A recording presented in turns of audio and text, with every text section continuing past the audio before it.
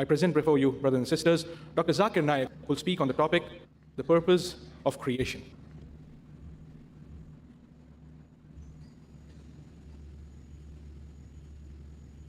Alhamdulillah. Wassalatu wassalam. Ala Rasulillah wa ala ali ashabi ajmain. Amma ba'd. A'udhu billahi minash shaitani rajim. Bismillahir rahmanir rahim. Wa ma khalaqtul jinna wal insa illa liya'budun. Rabbi shrah li sadri wa yassir li amri wahlul 'uqdatam min lisani yafqahu qawli. The respected people on the dais, my respected elders, and my dear brothers and sisters, I welcome all of you with the Islamic greetings. Assalamu alaikum wa rahmatullahi wa barakatuh. May peace, mercy, and blessings of Allah subhanahu wa ta'ala, of Almighty God, be on all of you. The topic of this evening's talk is the purpose of creation.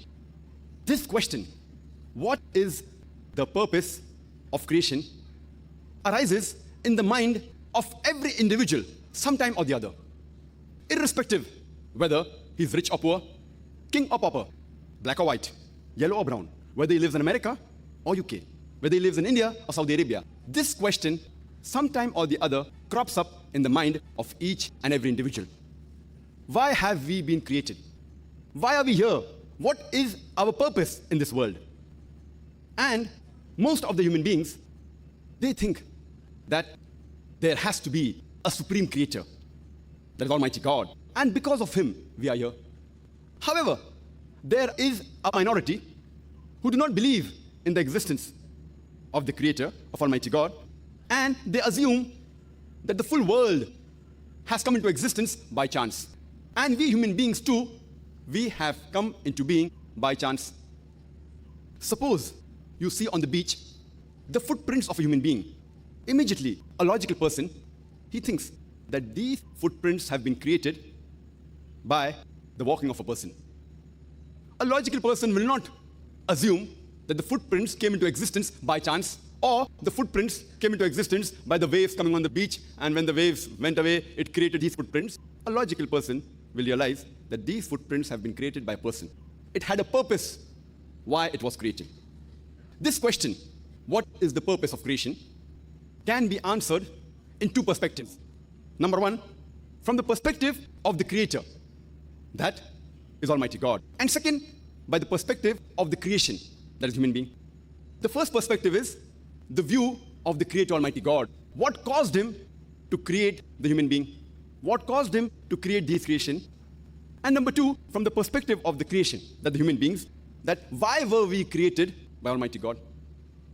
Those people who do not agree in the existence of Almighty God and believe that we have come in this world by mere chance, according to this philosophy, there is no difference between the human beings and all the other creation. All have come by chance, even the human beings as well as the animals. So these people do not have a particular purpose in life at all. They don't have a purpose for existence. And they live the same way as the animals: drink, sleep, rest, and procreate. That's it. So the purpose of the animals and the human beings become the same: to eat, to drink, to rest, to sleep, and to procreate. And because they don't have a purpose, they try and strive excellence in eating, in drinking, in living, and they become materialistic. And that's the reason for such people, materialism becomes their God. And because of this, these same people, they create drugs just to earn money, to have a better living. They create bombs and weapons of mass destruction. They involve in fornication, in adultery, in homosexuality, in pornography. It doesn't make a difference to them whether they make drugs or whether they involve themselves in pornography. The main purpose is just nothing but materialism. Let us discuss today the answer to this question: what is the purpose of creation, from both point of view. First, we'll discuss from the creator's point of view, from the point of view of Almighty God, from the point of view of Allah subhanahu wa ta'ala. What caused him to create the human beings? Allah subhanahu wa ta'ala says in the Quran, in Surah Ghafir, chapter number 40, verse number 57, that the creation of the heaven and the earth are far greater than the creation of the human beings. But most of the human beings, they realize it not. Many human beings feel that we are the greatest of the creation. But Allah says that the creation of the heaven and the earth is far greater than the creation of the human beings. And in reply to this query, that why Allah subhanahu wa ta'ala, why Almighty God created us, one of the attributes of Allah subhanahu wa ta'ala, of Almighty God, is the creator. the best creator. And Allah says in the Quran, in Surah Mu'minun, chapter number 23, verse number 14, that Allah subhanahu wa ta'ala, Almighty God, is the best to create. If there is a creator, if his attribute is creator, there has to be a creation. If there's no creation, then there cannot be a creator. For example, if you call a person as the best writer, but naturally you'll ask him that where is the material you have written? Where is the book you have written? Where is the article you have written? So when he presents the article or the book, then we can say, fine, he is the best writer. Similarly, since one of the attributes of Allah subhanahu wa ta'ala is the creator, the best creator, he has to have a creation.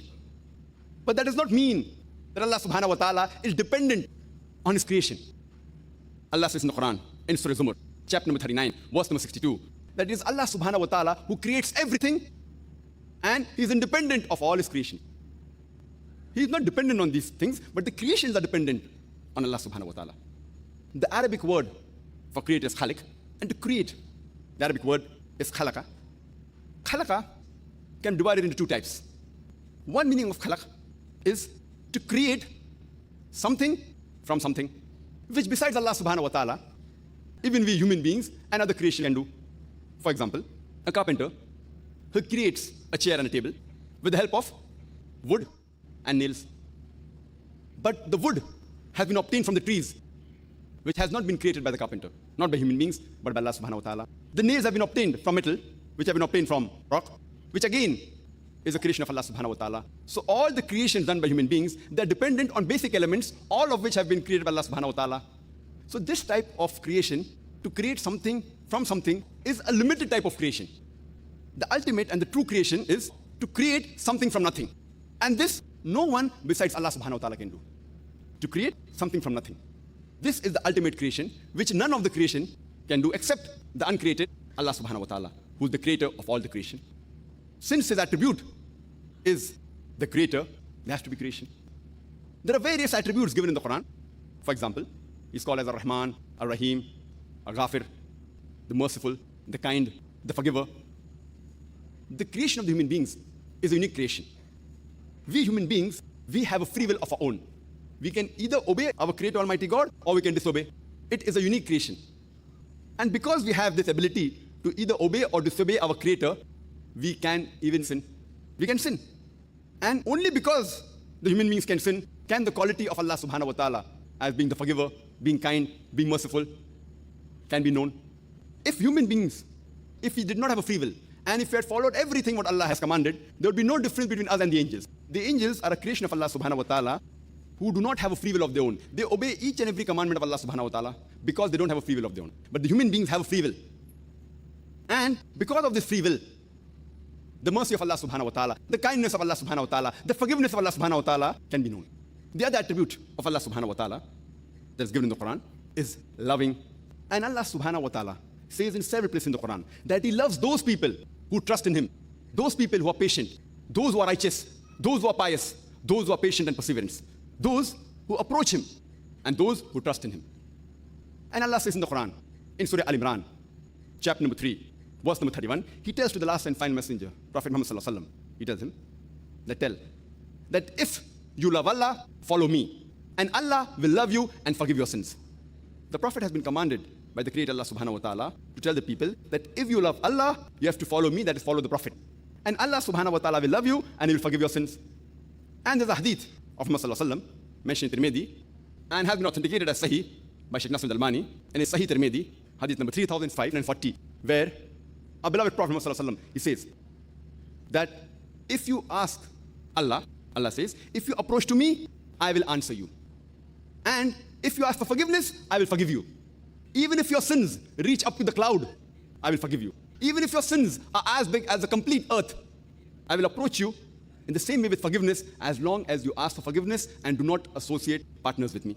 That means whatever sin you do, as long as you ask for forgiveness with sincere repentance, if you do not associate partners with Allah subhanahu wa ta'ala, don't do shirk, Allah subhanahu wa ta'ala, He will forgive you. One of the attributes of Allah subhanahu wa ta'ala is the grace.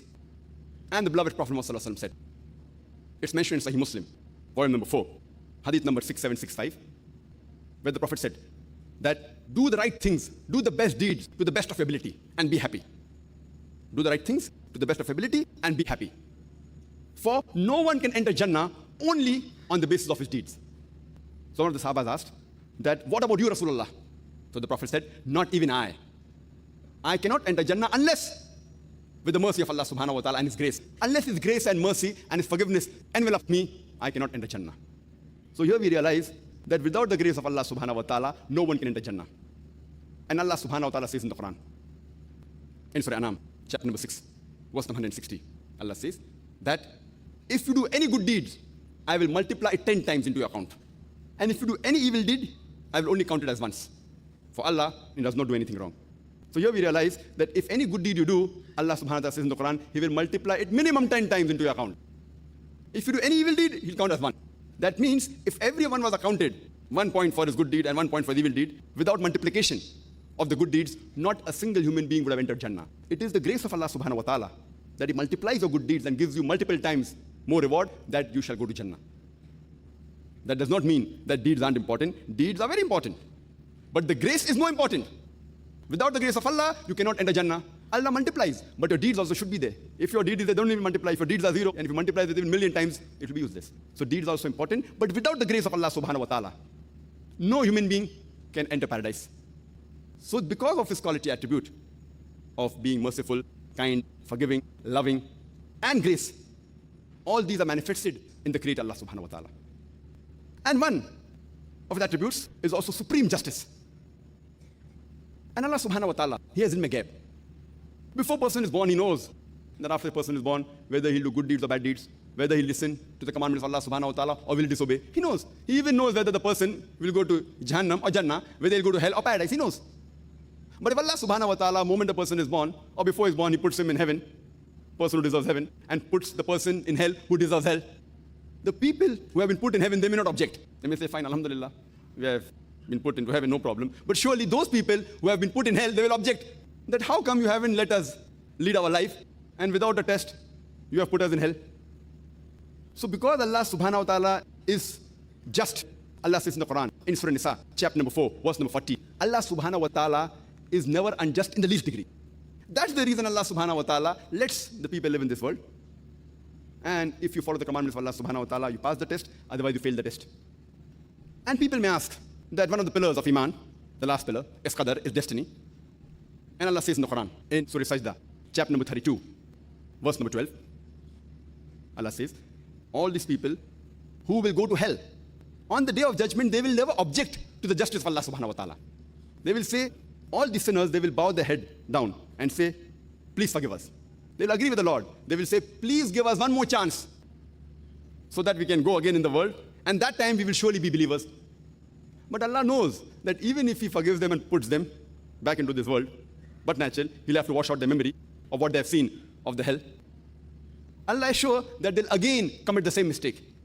And this is mentioned in the Quran, in Surah Anam, chapter number 6, verse number 28, that if these people were again sent in the world, they would repeat the same mistakes because they are liars.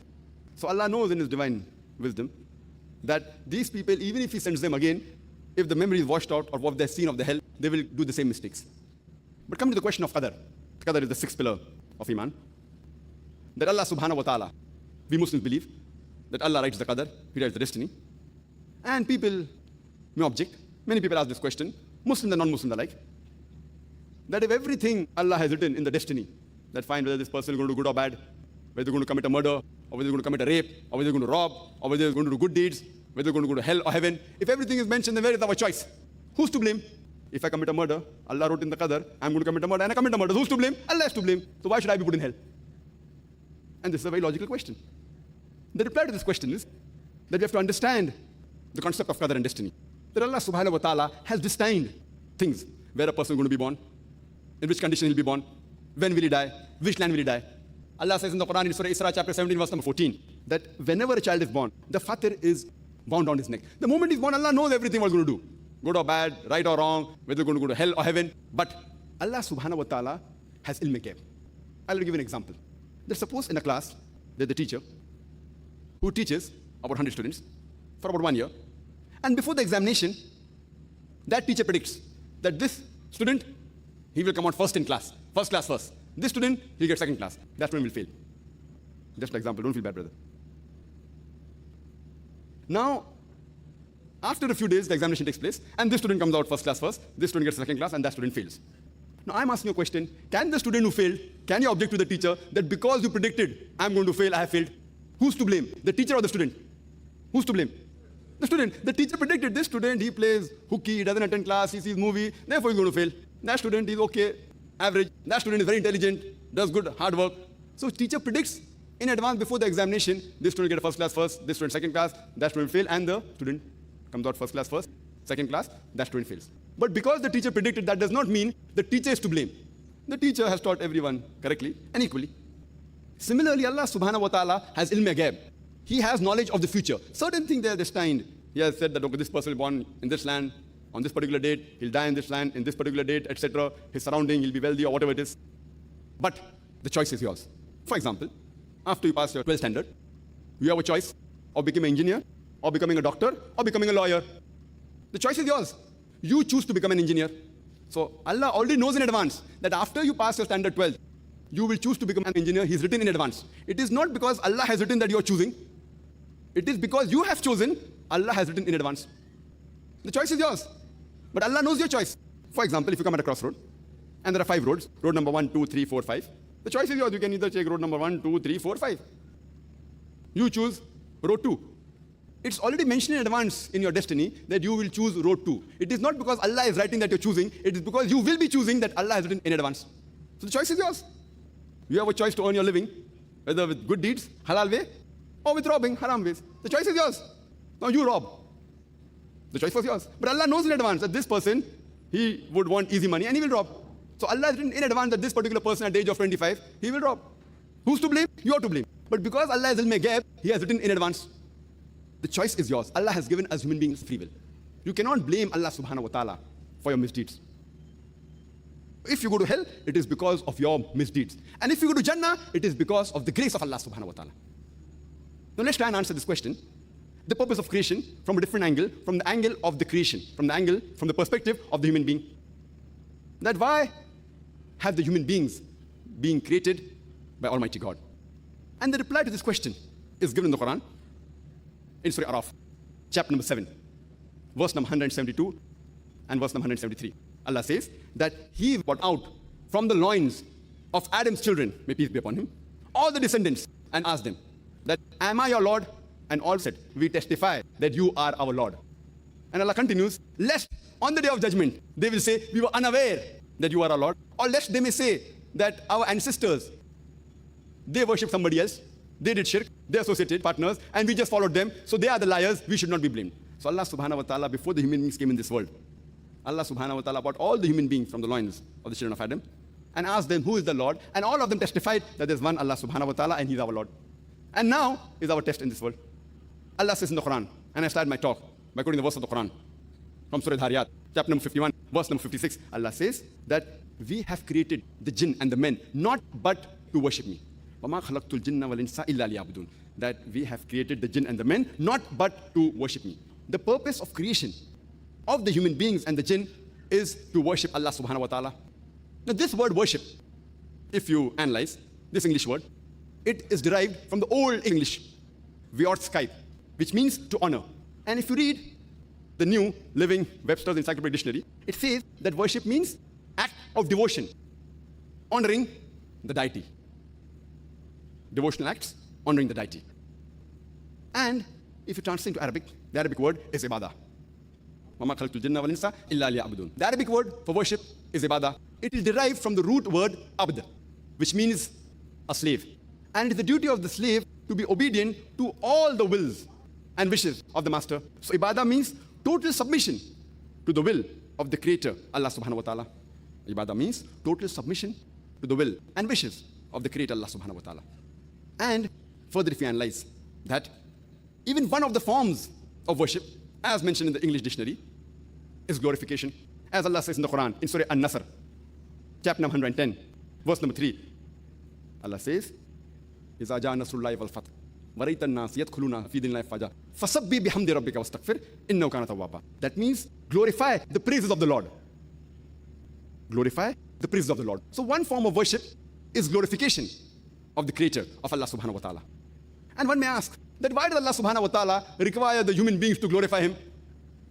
Is Allah subhanahu wa ta'ala dependent on the praises of the human beings? See, irrespective, if all the human beings praise Allah subhanahu wa ta'ala, it will not make him superior. And if not a single human being praise him, yet it will not diminish him. He is the same. Whether you say Allahu Akbar 1,000 times or 1,000,000 times, it will not make Allah greater. Or if you don't say Allahu Akbar also, it will not make him less. He is the greatest, he'll remain the greatest.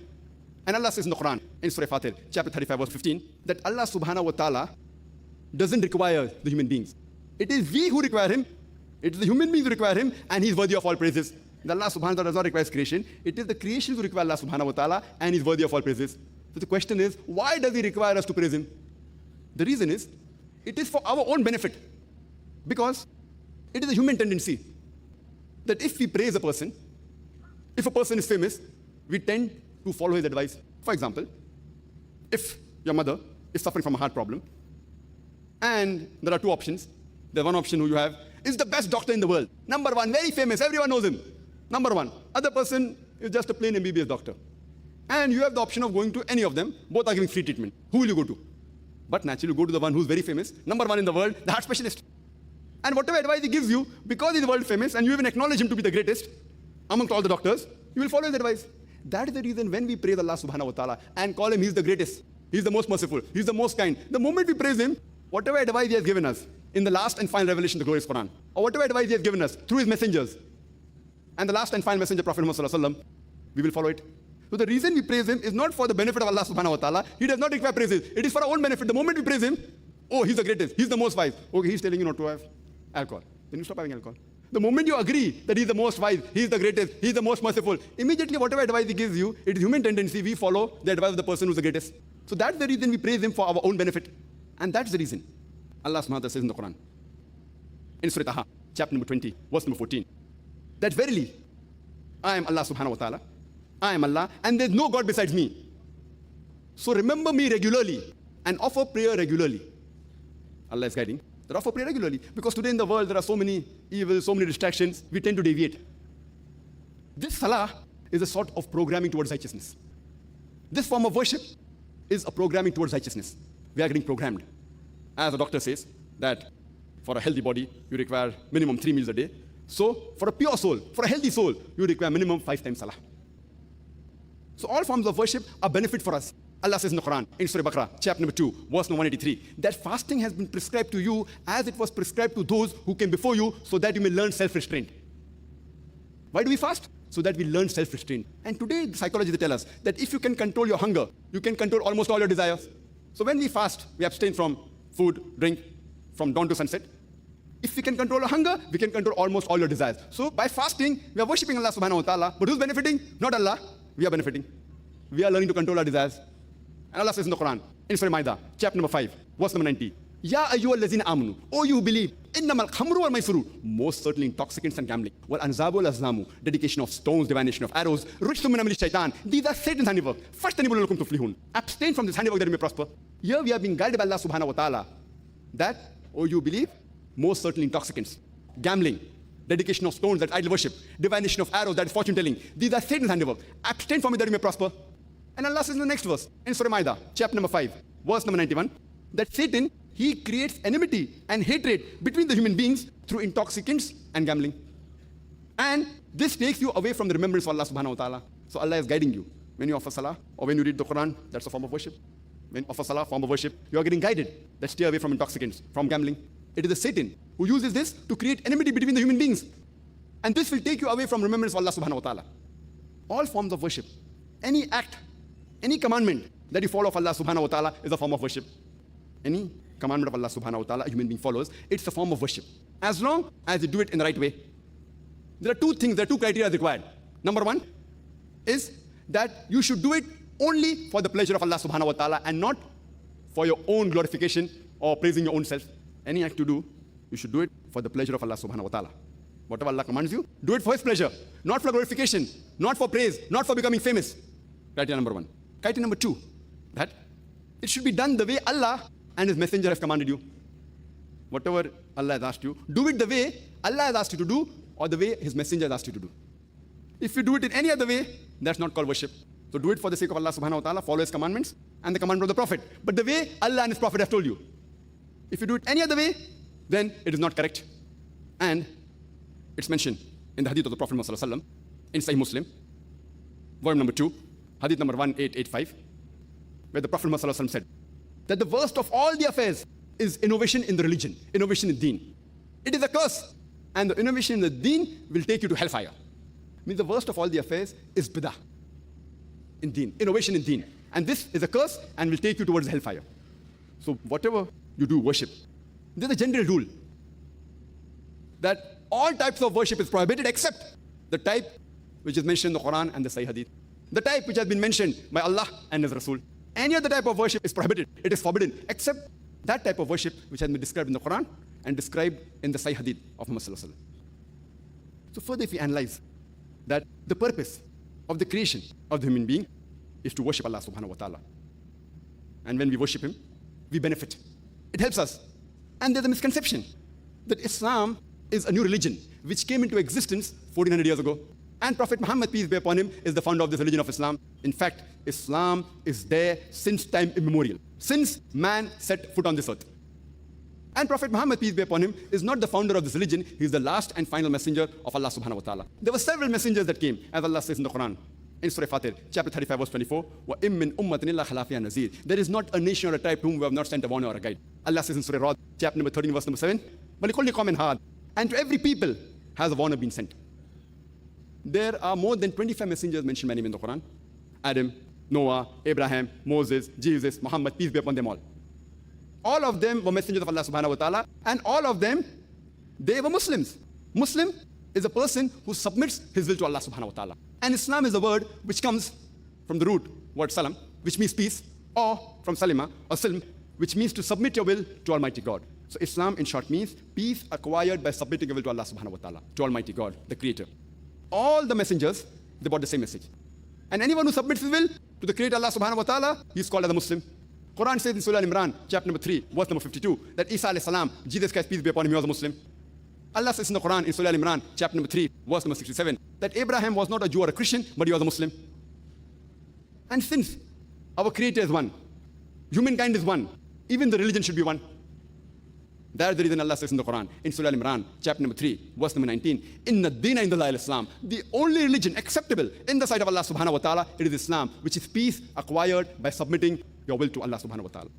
And Allah repeats the message in Surah Al-Imran, chapter number 3, verse number 85, that if anyone desires any other religion besides Islam, it will never be accepted of him.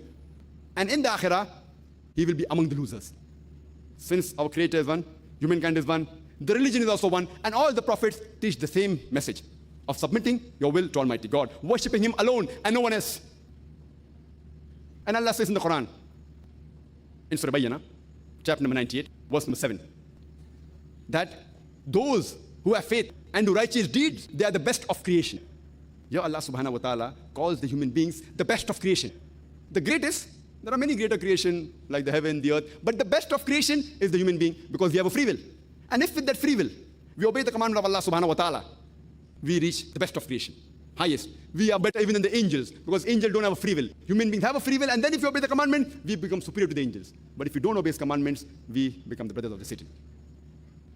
So the human beings are the best creation of Allah subhanahu wa ta'ala.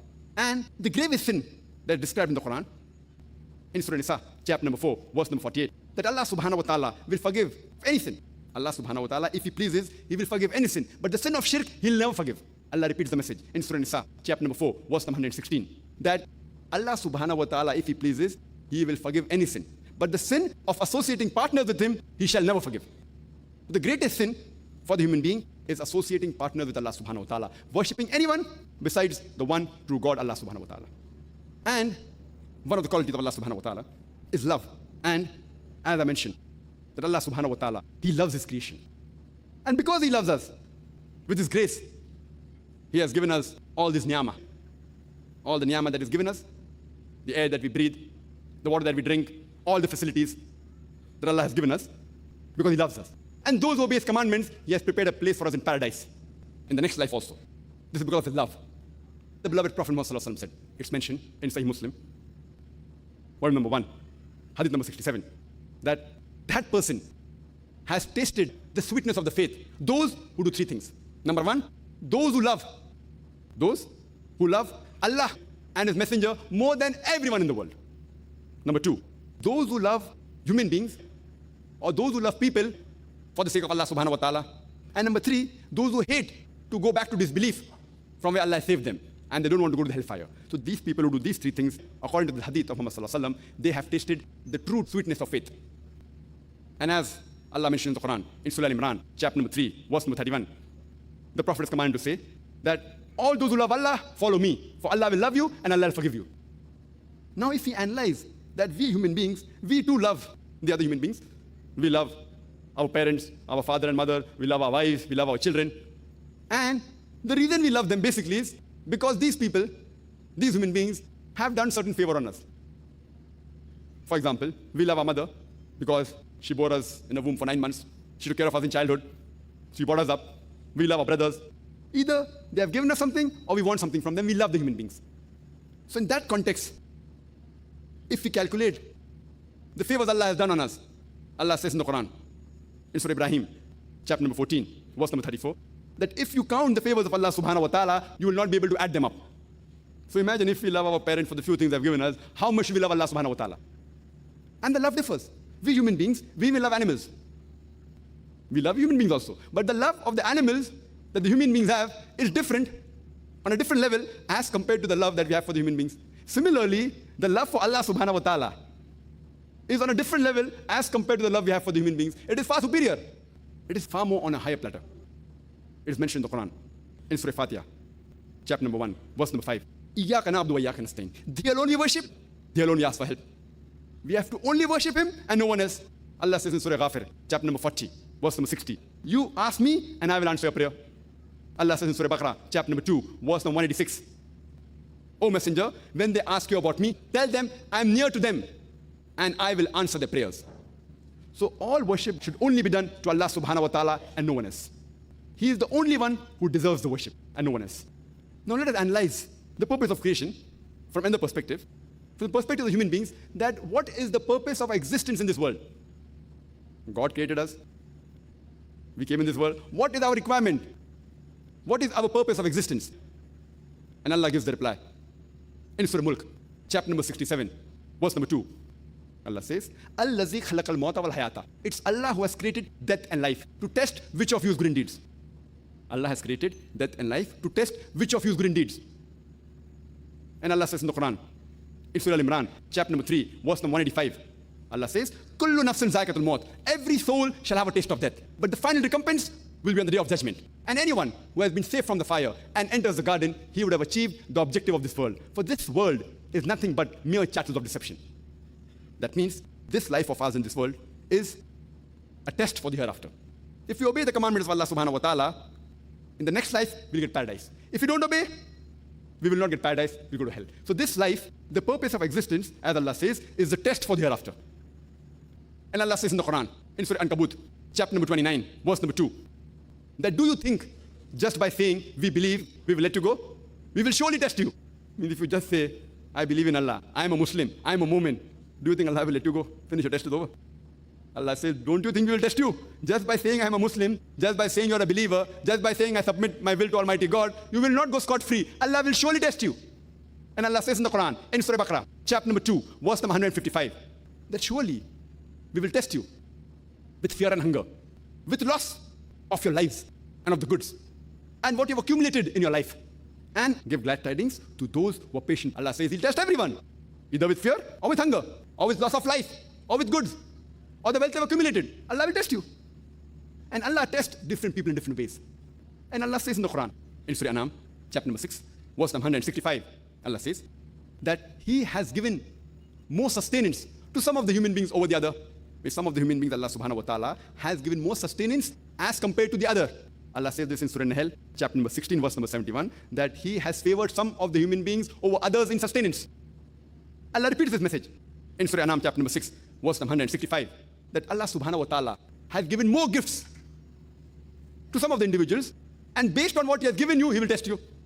Now there's a question that people ask, that how can Allah subhanahu wa ta'ala be just, that some people are born in a poor family, some people are born in a rich family, some people are born healthy, some people are born with diseases. It is unjust. Allah subhanahu wa ta'ala is unjust.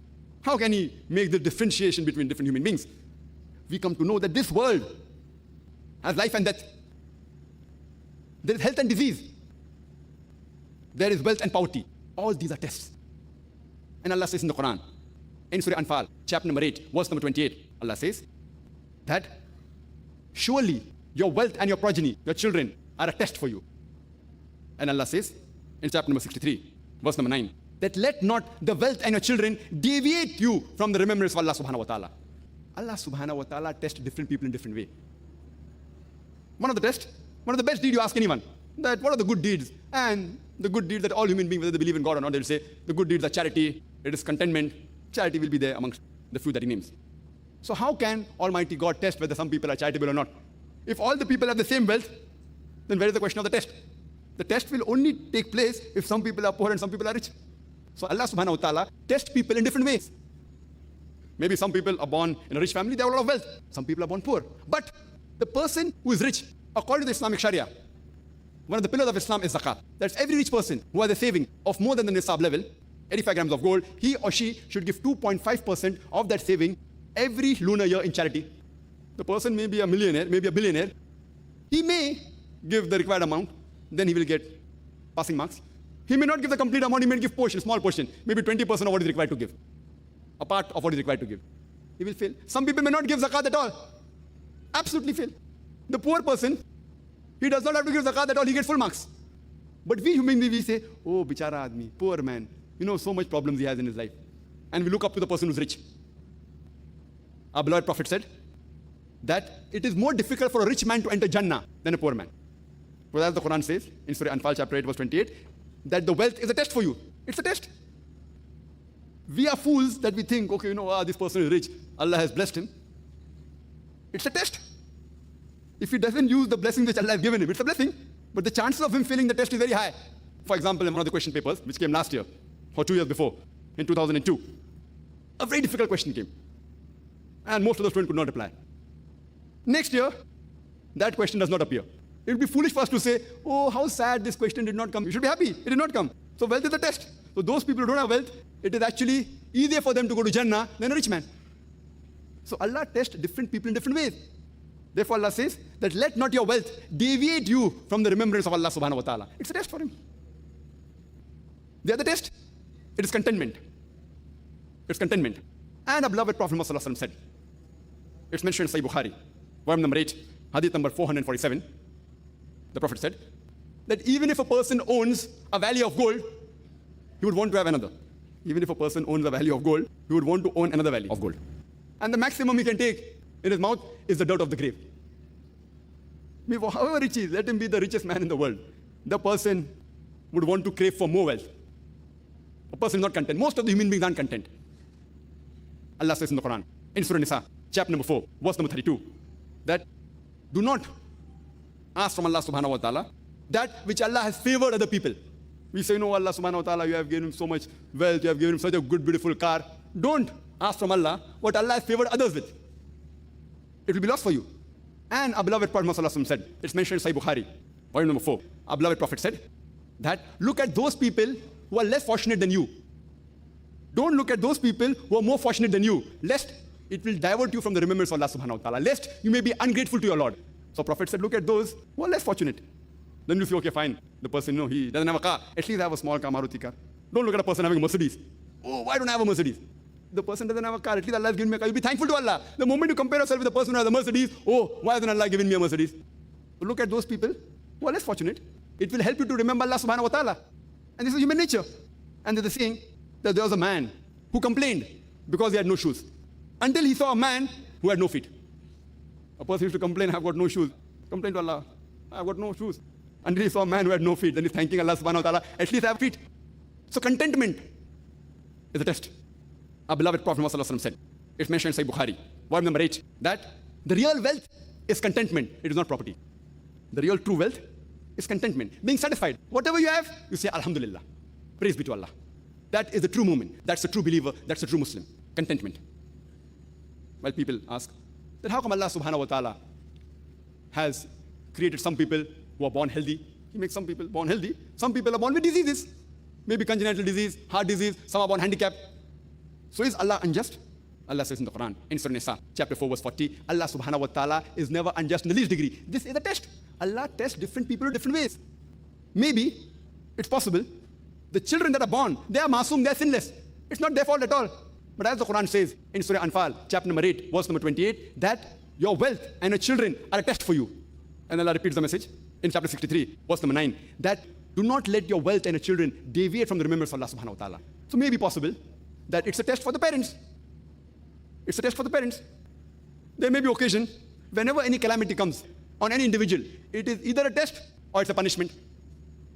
Those people who have deviated from Allah subhanahu wa ta'ala, for them it's a punishment. From those who are on the true path, it's a test for them.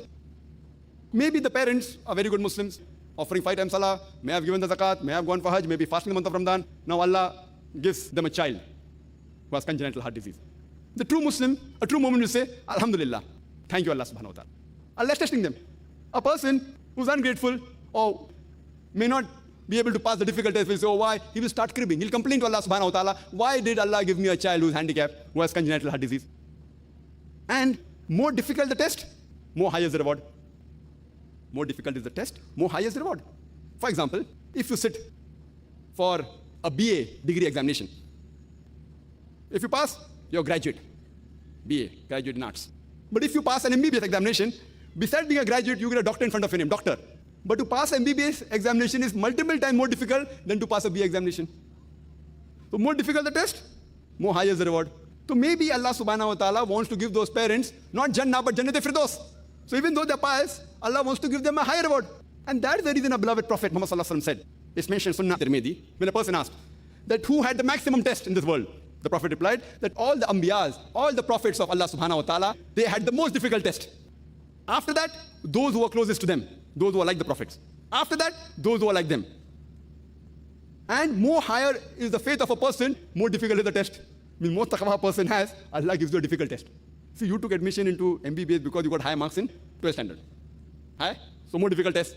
To pass MBBS is difficult. So here also, the prophets, their taqwa level cannot be compared with the normal human beings. So just because they were prophets of God, even the prophets were tested. No prophet was just led without testing. But because the taqwa was high, the prophets were tested multiple times more than the normal human beings compared to you and me. More difficult. So more higher is your taqwa and the faith, Allah will test you. So true believer, if difficulty comes, he says, Subhanallah, praise be to Allah, Alhamdulillah. He takes it as a test. Any calamity comes, it's either a test or a punishment. For the prophets of high taqwa, it wasn't a punishment, it was a test. And they passed the test. When any good things happen to an individual, it's either a reward or a test. Wealth can be a reward or it can be a test for you. Any good thing happens, it is either a reward or a test for you. For those who have deviated from Allah subhanahu wa ta'ala, they pray, give me wealth, Allah give them wealth. And test them and they fail.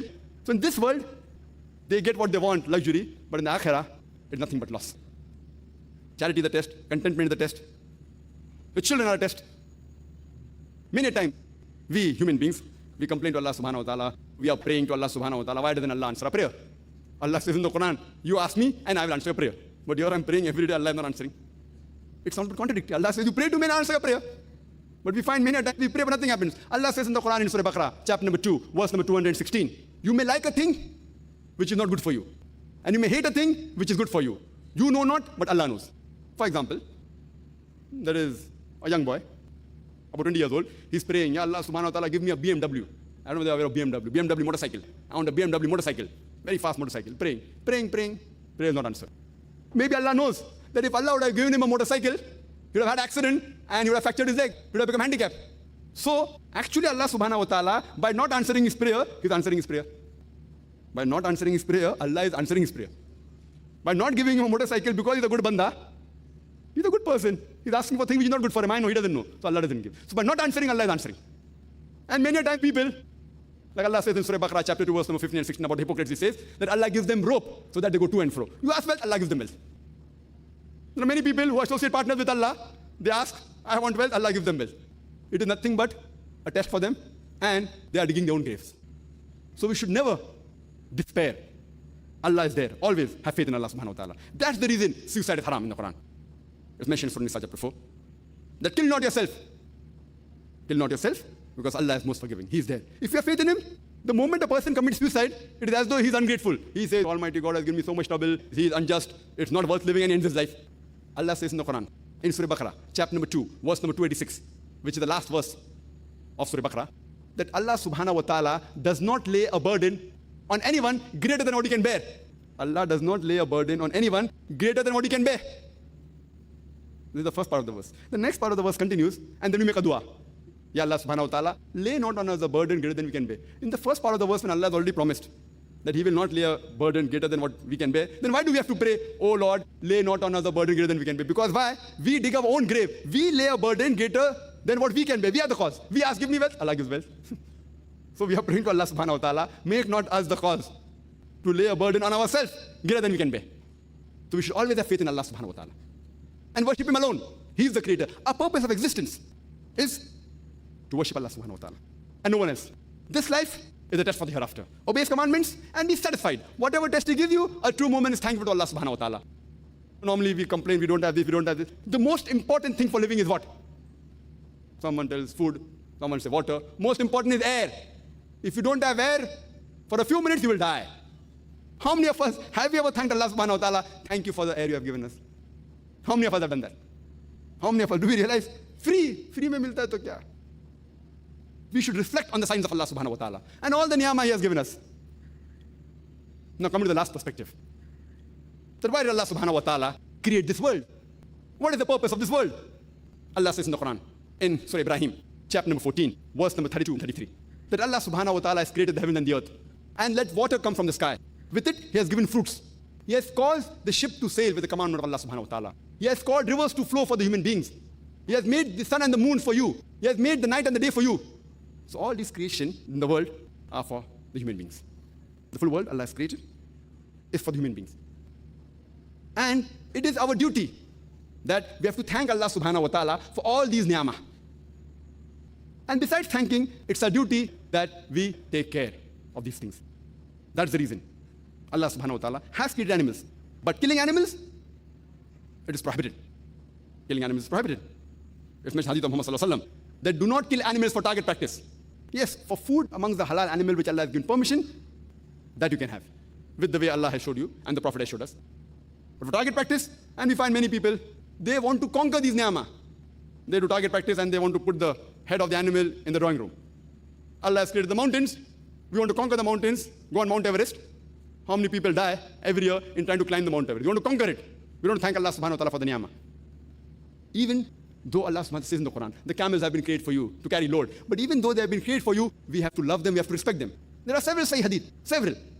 It's mentioned in Sahih Bukhari, volume number 3, that there's a person who gave water to a thirsty dog by going in the well, by carrying the water in the socks, and because of that, he was granted Jannah.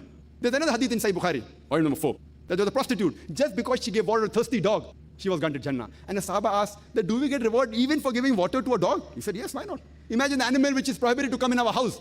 Even if we give water to that animal, Allah will reward you for that.